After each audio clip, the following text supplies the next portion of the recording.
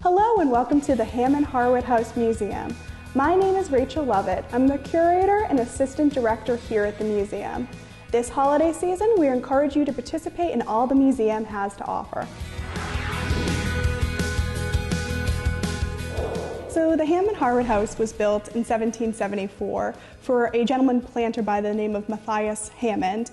Hammond actually ended up never living in the house. It was designed by architect William Buckland, who is English born, and he was very familiar with the great English country house and designs over there, and they were all inspired by Andrea Palladio. Hammond-Harwood House is the only house in colonial America that was modeled after a plate in Palladio's 4 books of architecture. So it's an architectural jewel, not only for Annapolis, but the rest of the country.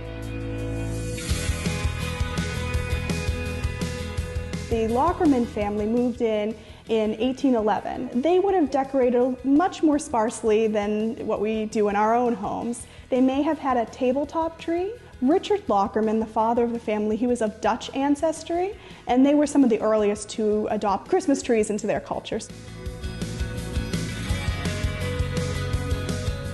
In 1819, a cookbook was published by a woman named Elizabeth Hammond in England, and she has the first recipe that I can find that's called a Christmas plum pudding. And the connection to Hammond-Harwood House is that we know that Francis Lockerman, who lived in the Hammond-Harwood House in the 19th century, owned a copy of that cookbook. So that's a nice connection. So there definitely might have been a Christmas plum pudding on the table here at Hammond-Harwood House.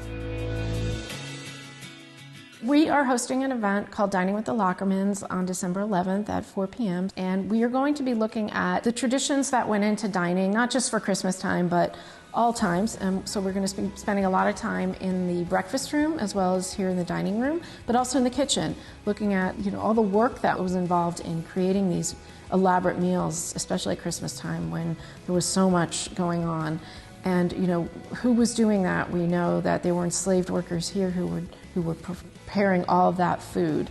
So we're going to be really paying homage to the workers as well as the lovely meals in themselves. Most of the dining styles of that time period didn't involve a lot of ornamental displays on the table. It was more about the food itself and making the food the ornament. So Hammond-Harwood House will reopen in April for tours. We're excited to welcome everyone back. We have an exhibition that will be on display through the end of 2021, and that is free and open to the public. There is a cost to tour the house, but the gardens and the exhibitions are free. We encourage people when it's safe to do so, when we're welcoming people back.